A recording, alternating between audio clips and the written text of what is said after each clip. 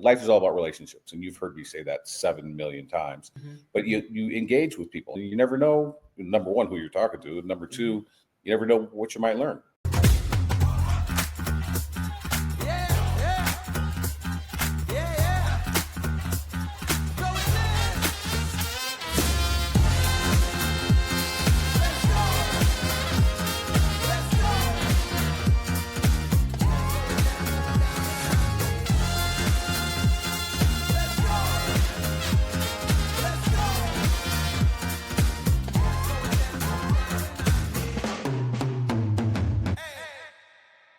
You just have to deal with that.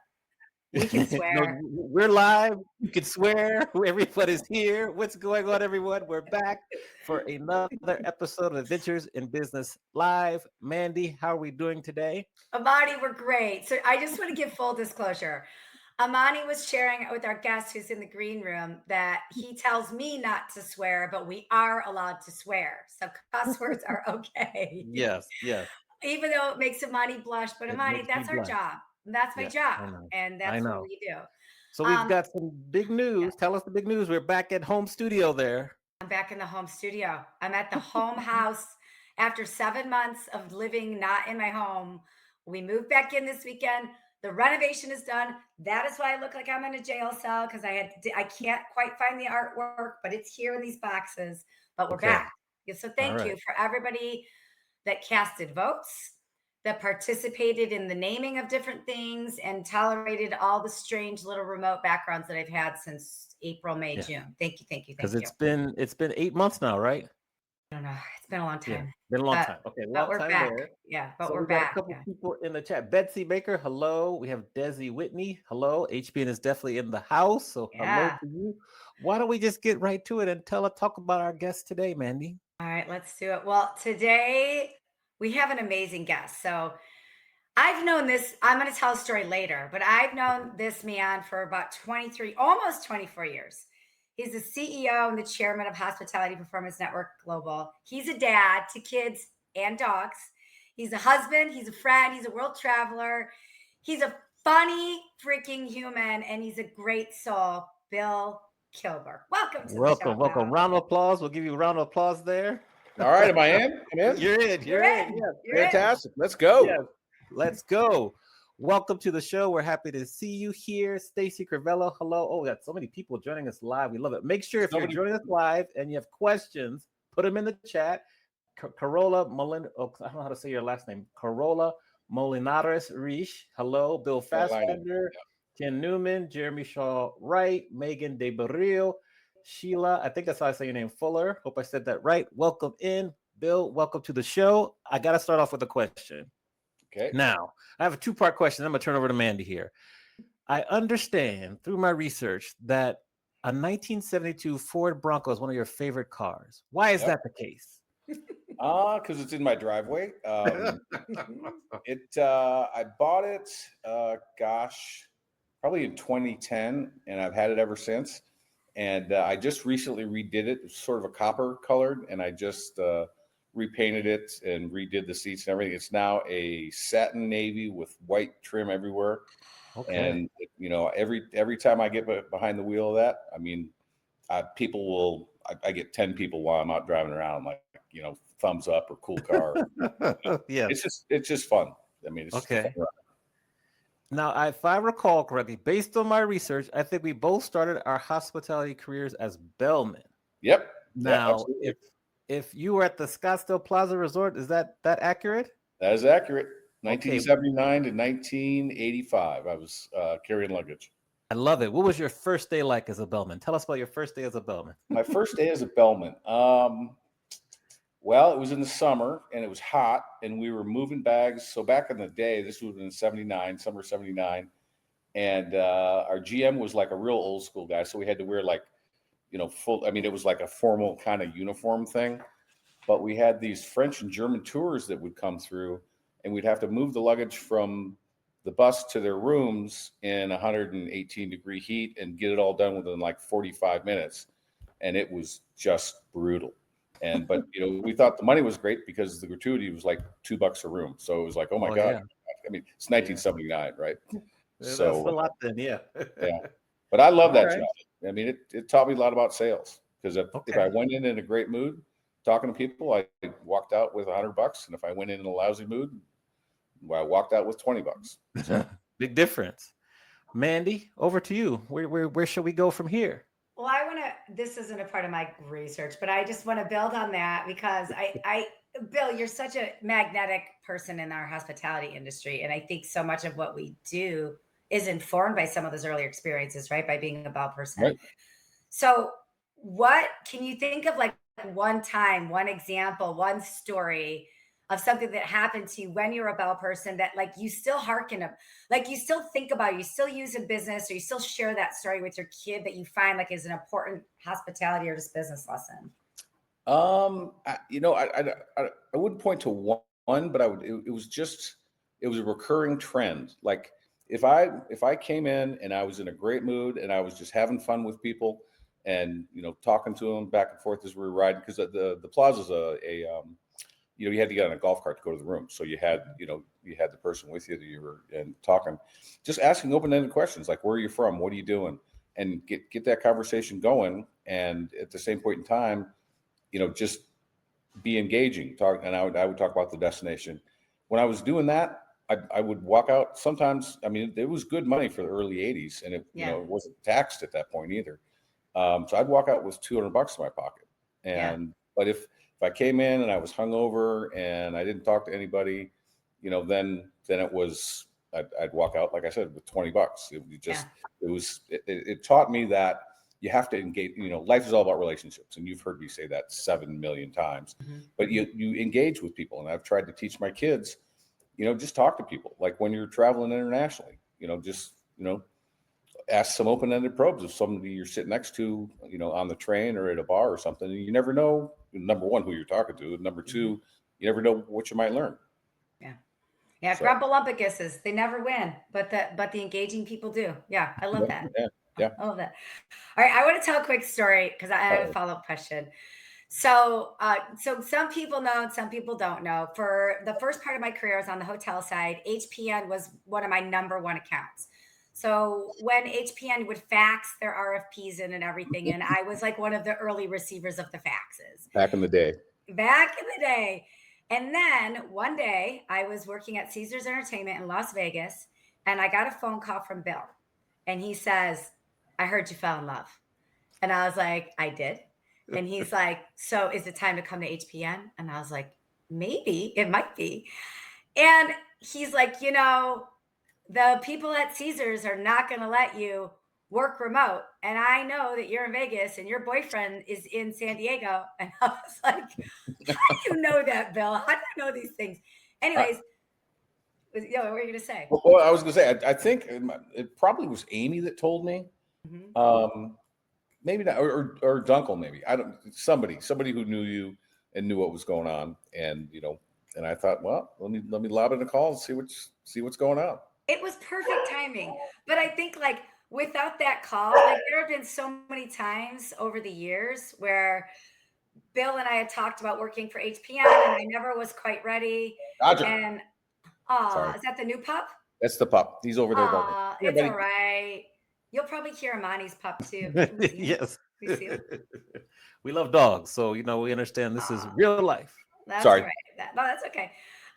So anyways, I think over the years, like, there were times when you were like, when you're going to come to HPN, but It was like that time, that moment, that question that was so perfect. And I think that's something that is one of your superpowers is your recruitment and your timing, just knowing what to say, when to call, and how to do it. So what is that something that you work on? Is that something that is natural for you? Do you incorporate your timing into business? Like how do you do that? How do you know when it is time for somebody to come to HPN? Well, obviously timing is everything, right? In life. Mm-hmm. I talk to a lot of people. I try and identify people that I think would be great. I view HPN as a family. Let's start with that. Mm-hmm. Like it's a family. And so I view, I look for people that I think would fit with the family. Right. And you can tell those people in 10 seconds when you're out in the world meeting them. And, and then I'll try and understand what their life story is. People are, there's, some people are happy and they're doing everything and they want to stay where they're at, but then life throws something at them and then they're like, well, wait, this isn't working anymore. So I try and set up a scenario where, hey, when that thing happens to you, just here's my phone number, call me and let's, and we can figure something out. Yeah. So it's, I try and understand as much as possible about everybody's individual life situation, when I'm talking to them. And again, the idea behind HPN is we don't want to be, kudos to my competitors that are, much larger than us. We punch way above our weight, because our people book on average about 6 times what people at the other companies book. But the idea is a smaller company. So I never really want to have 500 people running around. We're going to limit it to sort of 225 to 250. But the idea is to curate a great group of people, if you will, if that makes sense. Yeah. Well, and I think with that too, you are one of the most accessible CEOs in the hospitality business, if not in multiple industries. Like I've always found you to be very accessible. It's not just to the associates, but the hotels, the suppliers, to the clients. Like, did you work for an inaccessible jerk at some point that you're like, I'm not gonna be that guy? Or is it like, what is this philosophy, this give them access philosophy that you have in business as a leader? I did work for a jerk once, and that's what led me to start my first company. Mm-hmm. But no, Mandy, I'm just having fun. Yeah. Like every day I get up and do what I do, and engaging with associates or engaging with clients or engaging with potential new associates. I'm just having so much fun. I can't see straight doing it. Like people keep asking me, when are you going to retire? And I'm like, what's different? What would be different than what I'm doing right now? If I want to get on a plane and go to Italy for a week, I get on a plane and go to Italy, right? But at the same point in time, I've got my phone, and if I can talk to somebody and help, hopefully, help them change their life for the better. I mean, that's fun. I get off on doing that. I like to help people, improve. That's rewarding. I did get a lot of the questions in preparing for this interview. A lot of people sent me DMs, ask him when he's going to retire. I'm like, I'm not asking that. I already know the answer. We already know the answer. But yeah. Honestly, what's the difference? Yeah, no, I agree. Yeah. I get up every day and I have fun. Mm-hmm. We like that. We got to give a shout out to Jennifer Jenkins, Julie Williams, Amy Walkowiak. Hope I said that right. Now, my question is based on your experience, particularly with HPN in like the last 24 years, what's been the most valuable 2 or 3 lessons you have learned as CEO? Listen, shut up and listen. Listen to what people are saying. And trust your people. I've tried to our executive committee. I've tried to find literally the best people in the industry, and find the best people. Help them be motivated properly, and get out of the way. Let them do their thing. Okay, love that answer. Now we're getting ready to enter into 2026. How do you view the hospitality industry in terms of where we've come from and where we're headed to? So I was in the 90s. I was a hotel investment banker, so I always kind of run home to finance when I get a question like that. I think we're going to see rates leveling, and we already have. I think there's a disparity between what the people running hotels think they can produce and the people who own those hotels want those hotels to produce, because they got used to 22 to 23, 23 to 24, 24 to 25 ownership growth. Like profits just went like that, and they want another one of those. But I think there's a disparity there that's kind of evolved, and that's why we're seeing a lot of at HPN we're seeing incentives from hotels all over the place, like this commission, that commission. It's an interesting time because you can't really talk about the future without trying to layer in what's AI going to do to it, right? What's AI going to do to the process of booking a group meeting in a hotel? And I asked that question at a Marriott CEO roundtable a year and a half ago, and they're like, we don't know. We're trying to figure it out, but we don't know.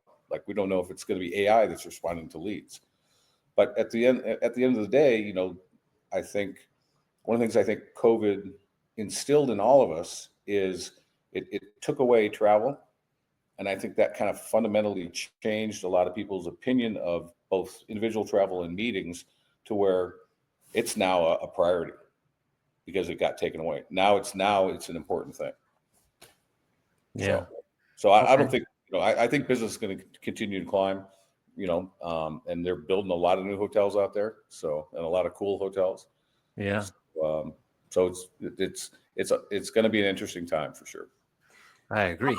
I want to build on this because we got a question. So Michelle Devine from Visit Huntington Beach sent a question in, and it's kind of like what you're talking about. So her question is: as Gen Z and Gen Alpha grow as attendees at conferences, how do you see their expectations reshaping the future of meetings and events?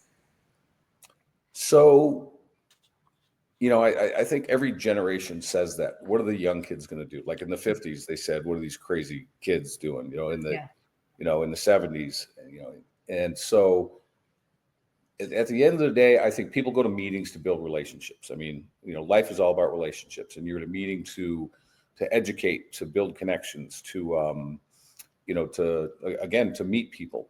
I think fundamentally technology is going to change, and AI is going to enhance and change things. But when you get it back to its core, people go to an event to build a relationship. So I'll use an anecdote that just happened last night to me. One of my sons, he's 26, he sells for Omni Mauna Lucia, and he's he's new in a sales capacity, 6 months. He just went to his first his trade show. And, I got a call from last night, and he was so excited about meeting his 3 target people that he wanted to meet, 3 target customers, and having a great interaction with them. So, and so this is a kid, he's born in 99. So I guess he's just a little before Gen Z, but, raised on iPads and phones and everything, but he was still jazzed about going out and building that relationship with the people that he was supposed to go build a relationship with. Yeah. So at the end of the day, I think technology is going to be different. AI is going to change things, but the basic function of being at a meeting, meeting people, building a relationship, it's you can't replace it with something that's not a person right there. People are people, right? You still got to be good at engaging, just like the golf cart, just like your first bellperson job, like all the right. Yeah. Let's take another question from the audience because I know you had a bunch. What's another one that you wanted to ask, Mandi, from our long list? And if you're watching, Lisa Ferrano, I think I said your last name right. Hello, welcome in. What do you think, Mandi? Well, I have a couple funny ones. I'm gonna go to a couple funny ones. Okay. One person asked, "How many dependents do you have, humans and animals?" I have 7 kids. Diane has 2. We now have 4 dogs. Dodger, come here. You gonna come over? He's laying over there. Come on, buddy. Come here. Good boy. Join the party, Dodger. Join the call, Dodger. Oh, that's Dodger. Dodger. Okay. He's so cute. So, all right. There you go, buddy. Okay, so 13. I think that's 13. Yeah, right? 13. Okay, 13. That's good. Okay, lucky 13. Okay, Another question. You're a dad and a CEO and you're a busy person. What do you do in your downtime? Like, what are your hobbies, if you have any? What makes you happy? Well, Diane and I like to do a lot. We cook. I mean, we do a lot of cooking. Mm-hmm. We like to travel, obviously. Both we travel for business, or I travel for business, but also, kind of personal travel. Mm-hmm. Other than that, just relax, chill out, because things are going. I have called my life controlled chaos for a long time, because it's, the business is over here and kids over here. I mean, one of the my intent bracelets that I wear says "Be present," because I want to, like, for my 2 youngest kids, who are now 15 and 17, but back when they were like 8 and 10, I just wanted a reminder to, when I'm with them, be with them. Don't be on the phone, or don't be doing this. So be present. So no, I mean, it's downtime, just chill, because there's not very much of it. Trust me. No. Yeah. Well, speaking of kids, I have a story. One of your kids sent me a story, so I'm going to share a Uh-oh. story here. Yeah. Well, tell me which kid, and then I'll know what story's coming out. Taylor. It's from Taylor, from Tay Tay. So Taylor's also in the hospitality industry.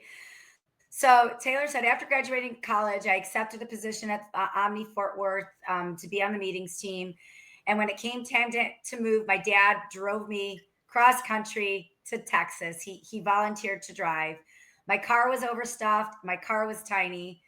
And the only catch of our road trip was it was the day after the 2016 HPN meeting. So Right. needless to say, Dad was tired. I drove, but the car was still tiny. And that trip became one of my favorite professional and personal moments that I've ever had in my life with my dad. In those 16 hours, my dad shared advice, stories, and lessons that I still use to this day about the hotel world. He's always instilled that building relationships in business is important. And if you're going to work at hotels, especially in convention services, you've got to be best friends with the kitchen and accounting and never piss them off. Amen. Yeah. So she said, at the time, I didn't really fully understand the importance of all of this, but right now, I totally get it. And what I always learned from my dad is to work hard, build deep relationships, have the courage and the motivation to keep going. And there's no way I could do that without him. So that's from Taylor. Oh, that's sweet. Which is super Great sweet. story. But I want to ask you, I want to soak that in for a minute for one of your 7 kids, 9 kids, 13, if the dogs could talk, one of them just to say these great things about you.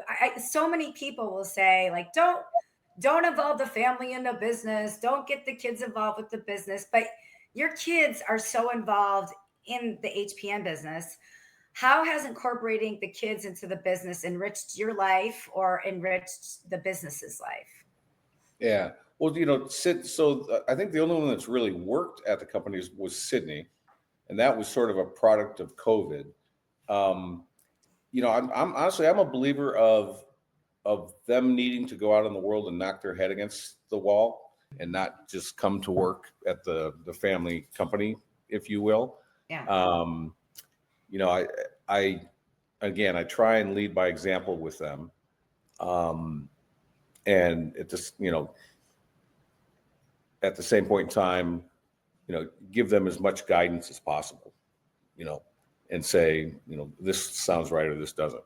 But it kind of warms my heart that, my kids, my 20 something kids, they literally call me like daily, just shoot the shit, so to speak. Oops, I did swear, didn't I? It's okay. Keep going. Amani isn't blushing yet. He's fine. Yeah. Amani, you survived. And, He's fine. And then going on trips with my kids. Like I'm actually the first week of January, for the first time ever, I'm getting all 5 of my boys out on a fishing trip. So we're going down. Yeah, we're flying down to Guatemala and going billfish fishing, just me and the 5 boys. So that's time that I'm really, really, really looking forward to. Yeah. I think what you do really well, Bill, is you set that example of spending time with your family. I know I want to talk about the HPN core values. Is HPN has these core values. Bill sends out this awesome letter every year at the beginning of the year. Is it the end? It's the beginning of the year. Beginning of the year. January 2nd. Yep. About the core values, and family first is the number one. So I'm gonna list off the rest of them, and then I'm gonna ask about the origin story of how that came to be. So Cool. Core values are build relationships, family first, have fun, be nice to people, be passionate, enthusiastic, change is our friend, do what you say you're going to do, let go of negativity, take care of your friends, and be a kid as much as possible. Love that. Be grateful, be kind, and compassionate. So how did these core values come to be, and which is the one that you like the most, or which is the one you live by them? I know family first. We'll put that. Yeah. So I had 2 mentors in life. One was John Dawson and one was Peter Thomas. John Dawson was the guy who owned the Scottsdale Plaza. Peter Thomas is who was, spoke at our stage. Both very different guys. Both very successful in life. And John taught me a lot about the hard-nosed side of business. Work for Peter was like night and day, because he was more, motivational and positive, and like, like change is our friend comes from Peter. Like I learned that directly from him. Like, stuff's going to change. Like, and if you can, if assimilate the change or anticipate it or even lead it, then, you're going to do well in life. So when I started my first company, it was because of my kids at the time. I was doing investment banking, and I remember it was Christmas Eve and it was like 8 p.m. and I'm sitting here arguing with some attorney over some language in a, loan document that's got to be signed by, December 31st.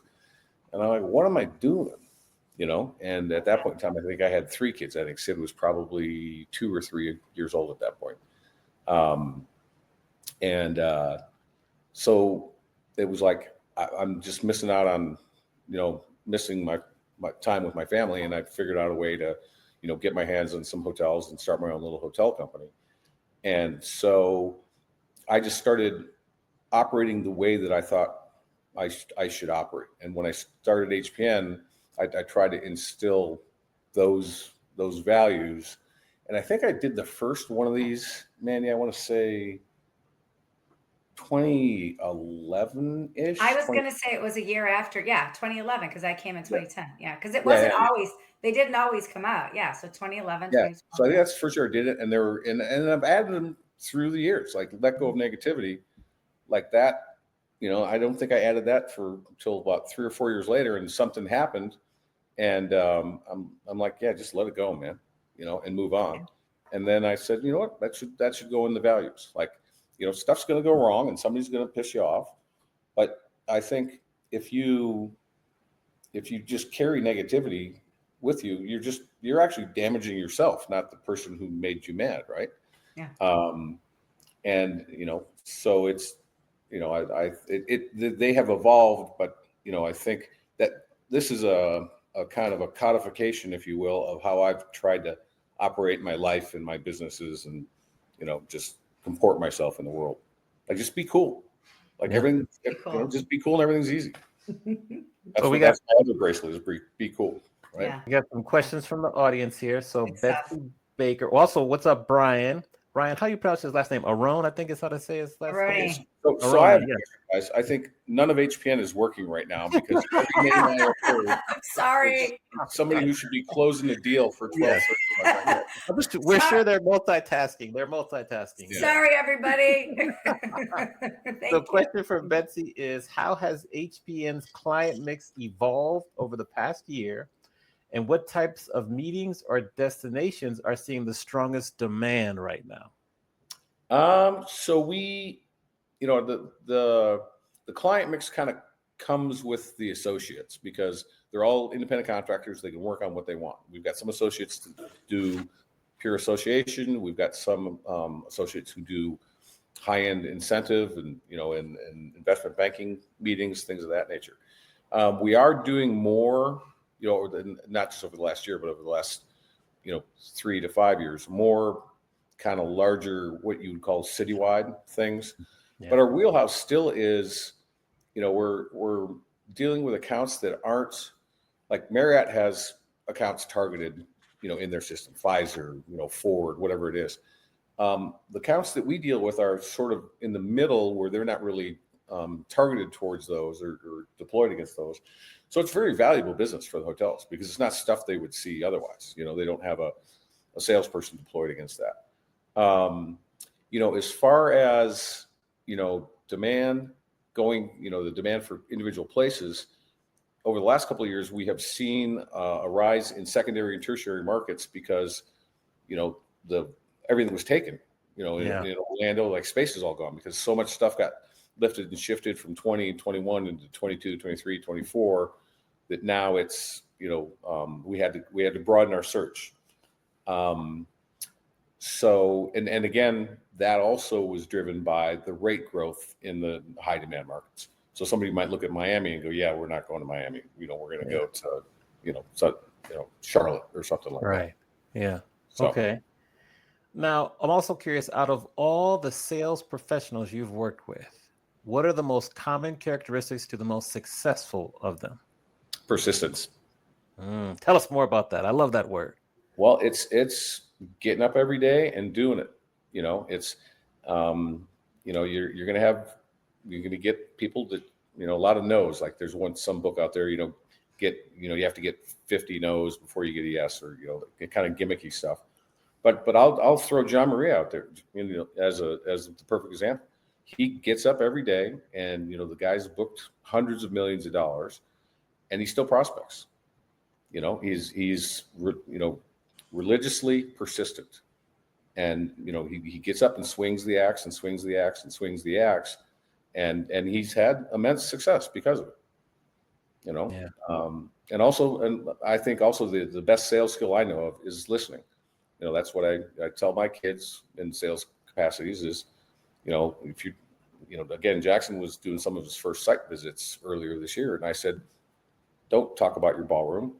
Ask an open-ended probe, tell me about your meeting needs. Tell me about what wrong with your last meeting. What went right, and start, let the client talk, and then figure out how you can solve their, whatever their needs are. So not problems, but, craft what you're doing to satisfy what they're trying to buy. Listen. Yeah. Great. People agree with you in the chat there. Jeremy Shaw Wright, thank you. And Lisa Ferrano says the same thing. Well, what you got more next? HPN people, not working. Nobody's working. Sorry, nobody's working. Okay, here's a question somebody sent to me in advance. What's the most difficult deal you ever had to negotiate or mitigate since starting HPN? You don't have to say the company or the person, but can you think of the deal? I know exactly what the deal is. Okay. It was a consumer goods company at Caesars, and the brand has a fairly family-oriented branding, and they decided to cancel it was $487,000 meeting. Remember, it's back when Jordan was at Caesars, because Jordan and I worked this out. Mm-hmm. And they were canceling because some of the executives had seen working women at the bar in Caesars. And like you see everywhere in Vegas. Yeah. And that was their reason for canceling. And I was like, wait, what? Like hookers in Vegas? Come on.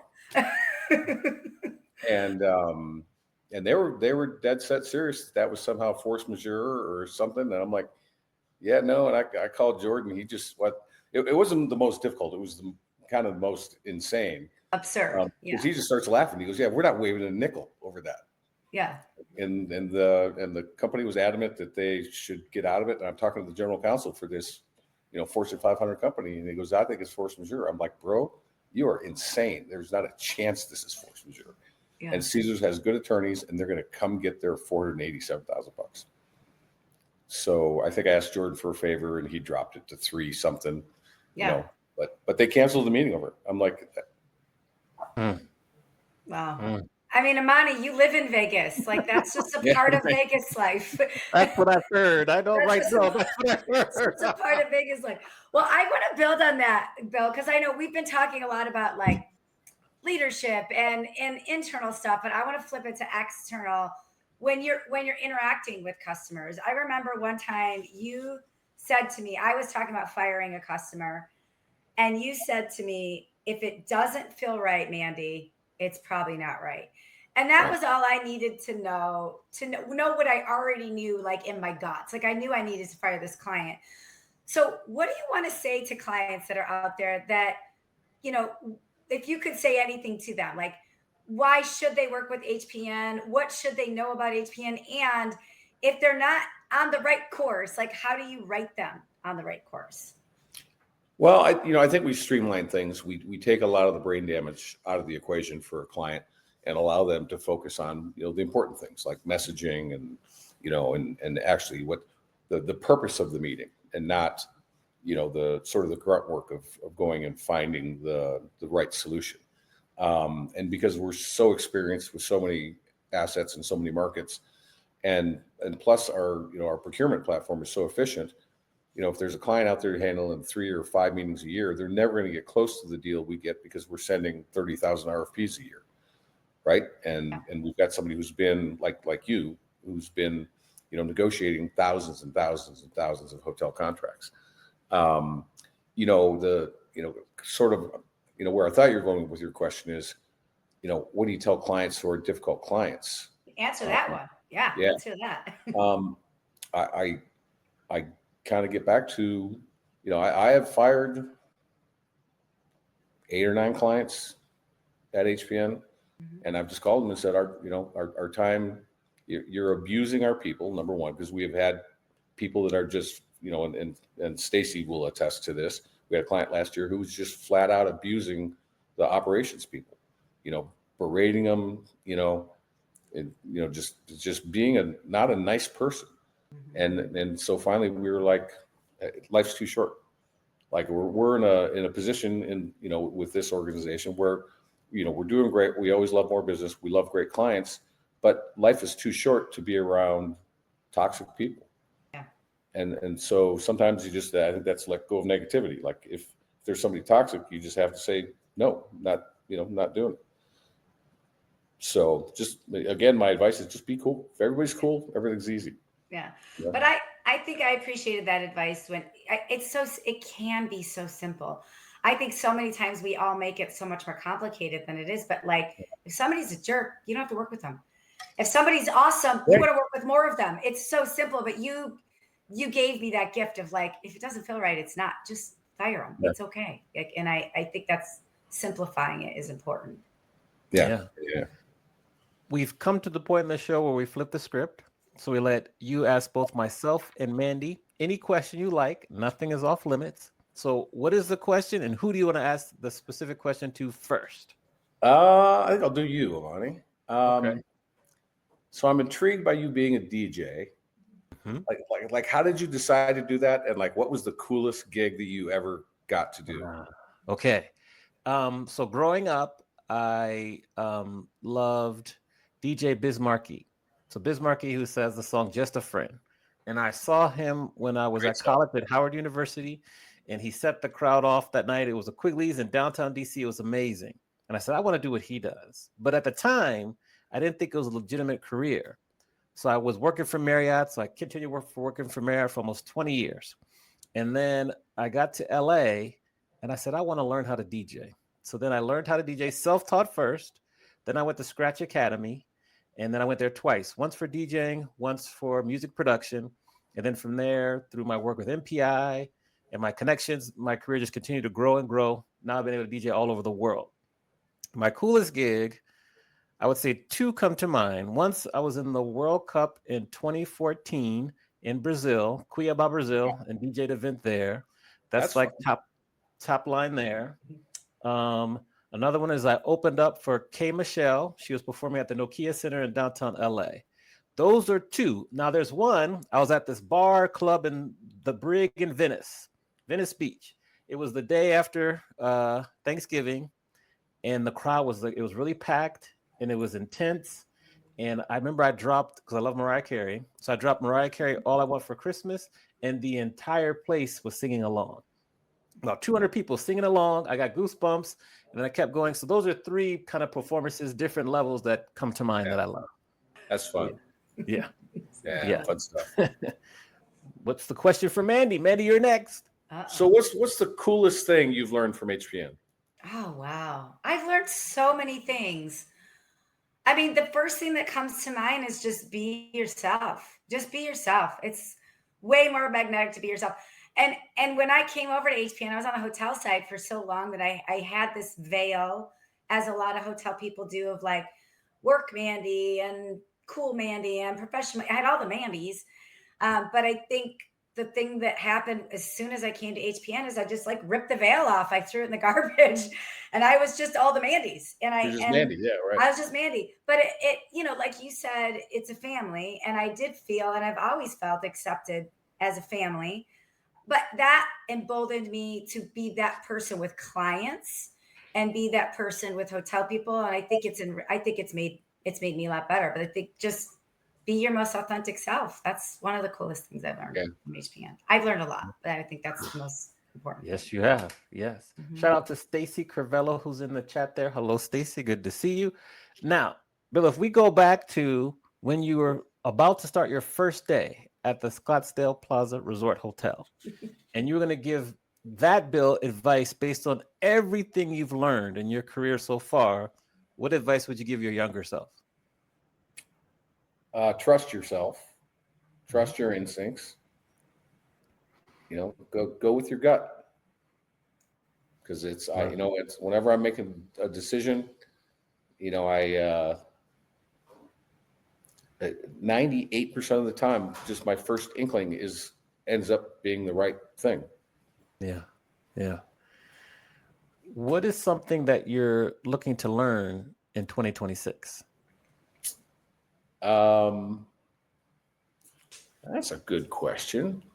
I want to learn more about AI, because I think it's going to be a fundamentally life-altering thing for all of us, and there's people who are not sure it's going to be altering in a good way, right? Right. And I want to learn Italian. Oh, here we go. Foreign languages, yes. Why Italian? Because we just love spending time in Italy, and I figured it'd be easier if I could get along a little better. Yeah, I agree. Spanish is on my list. I've been practicing heavily. Have you? Yeah, my Duolingo's mad at me. Like I'm like, it keeps giving me nasty messages. Yes. How many days? How many days delinquent are you on your Duolingo right now? Yeah, a little too much. Only so long for the freeze.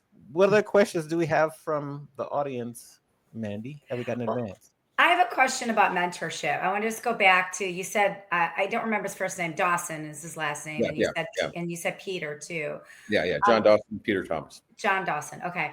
So you've been blessed with some great mentors, and you've been a great mentor to me. Scooter says you're his mentor. You've been a great mentor to so many people. to Scoot. To all of us. So many years. For people out there that say, I'm too busy to mentor, or I'm too busy to help, or I'm too busy to lift people up, what do you say to that, knowing that you've been so positively impacted by mentorship, and then you've been a great mentor?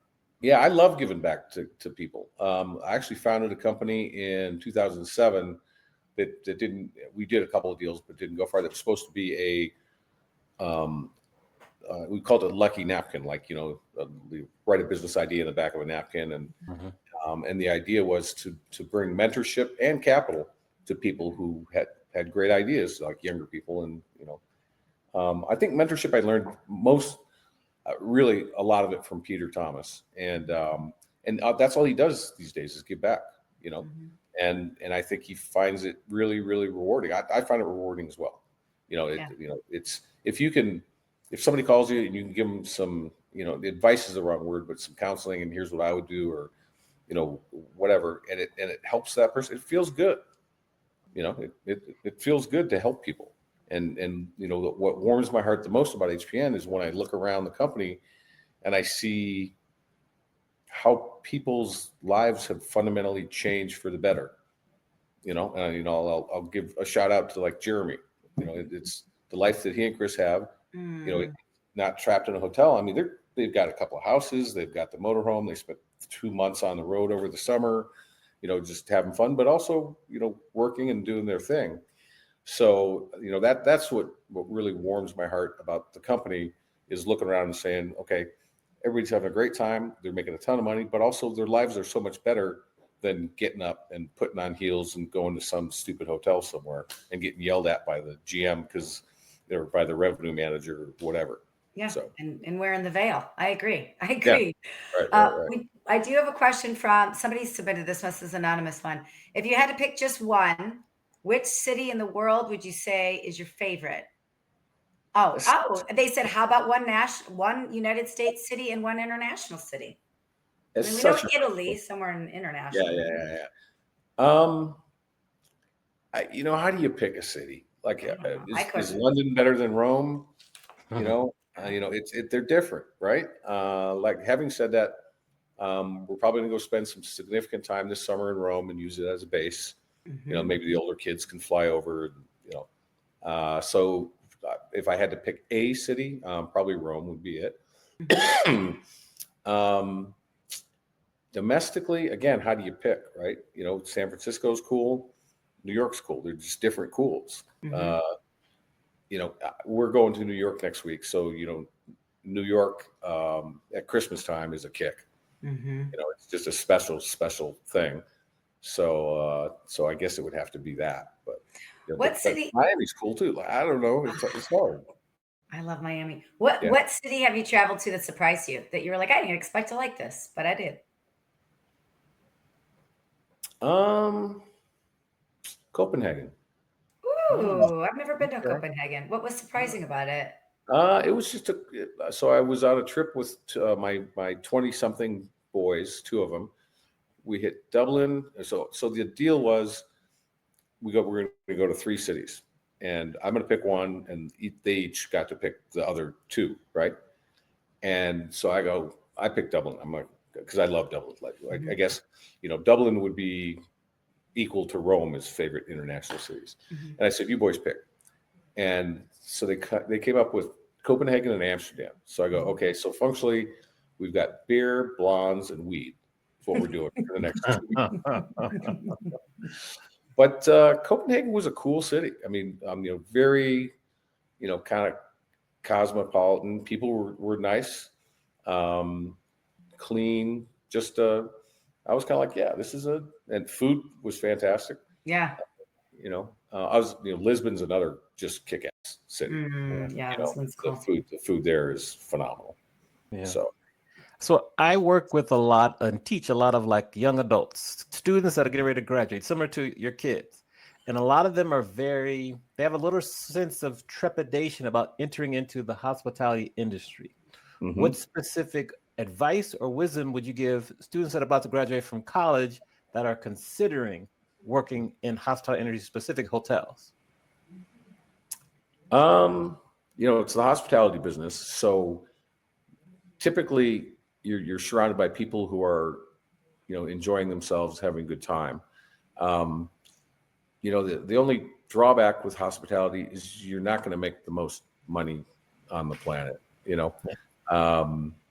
There's other avenues in today's economy that obviously compensate, recent graduates a lot faster, but you have to have more specific training. It's just hospitality is just a great business. It's hospitality, and a lot of people end up in a lot of cool places that they never would have gone to, like by working for a company and going, they're like, oh yeah, we'd like you to go handle this engagement at this property. Yeah. So, I would encourage the advice I would give to anybody graduating is go see the world, because you learn a lot about the world and yourself through travel. Yes, you do. Yeah. We have another question from Carola. Carola, hope I said that right. You gotta let me know. So all 3 of us. So Mandy, she wants us to answer to the question too. Tell us one thing that you would like everyone to know about you that no one knows. Oh, Bill, you're first. Oof, I don't know. You got to go first, Mandy. The first thing that came to mind, I don't know why, I'll totally tell it myself. I failed 11th grade English. I'm an author who failed English class. And I don't know if anybody knows that. Yeah. Didn't know that. Yeah. And I failed it because I did not like the teacher, and I was just a mouthy, irreverent high school kid. And it wasn't because I didn't do my homework. It was because I was disruptive in class, and he kicked me out every day. That makes sense then. Yeah.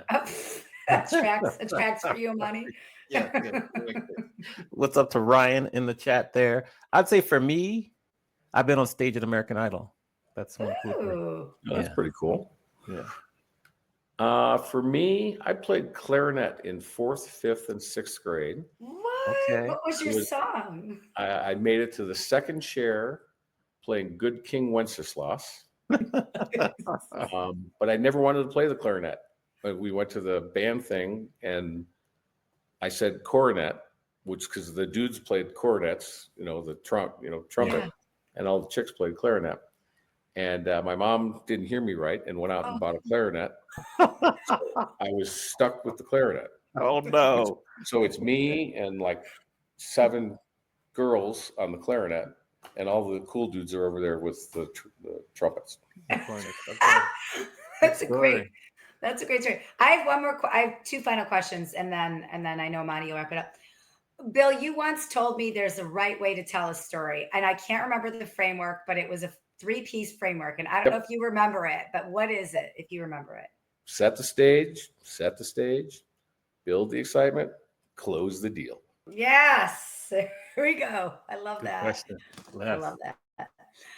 You've spent so much time with us today. It's a lot. And you have spent your entire career lifting people up and helping people have better lives. How can we support you personally?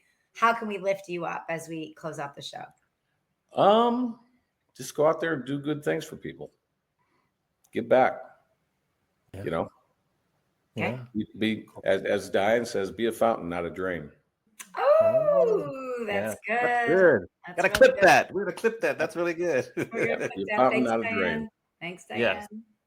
Well, we appreciate the time you took, the wisdom you shared with us, all the information, and we're just very grateful for what you've given to us today, as well as within the whole entire hospitality industry. So it's just been a pleasure to sit down and talk with you and have a nice, like a family discussion. Yeah. So, well, thanks, guys. I really enjoyed it. It's fun stuff. Yeah. Yes. Thanks So for we're being gonna- here, Bill. Thanks for being. We're gonna put you in the green room really quickly, and we'll close out the show. So another round of applause in the chat. You could put like ones in the chat or a clap, and just round of applause for Bill Kilburg right there. Yay, Bill. Thank you. All right. Thanks, everybody. All right, Mandi, amazing show today. Ah. Who do we have to look forward to next week? We have Chris Riccardi from Peregrine Hospitality, second time guest. He wants to. They've changed their name since he was on with KSL last time. So All right, yeah, cool. So we'll welcome Chris. Thanks again to Bill for joining us today. Make sure if you're watching this for the first time, subscribe on YouTube, leave us a rating or review, share it with a friend. And with that, we appreciate everyone who tuned in live and who's watching the replay. Thanks again, and we will see everyone next week, 4 p.m. on the East, 1 p.m. on the West. Take care, everyone. Bye. bye. Thank you for tuning in to Adventures in Business. Don't forget to rate and review our podcast on the platform that you're currently listening it on. And don't forget to share it with your friends and anybody that might be as much of the business nerds as Amani and I are. See you next time for another captivating interview.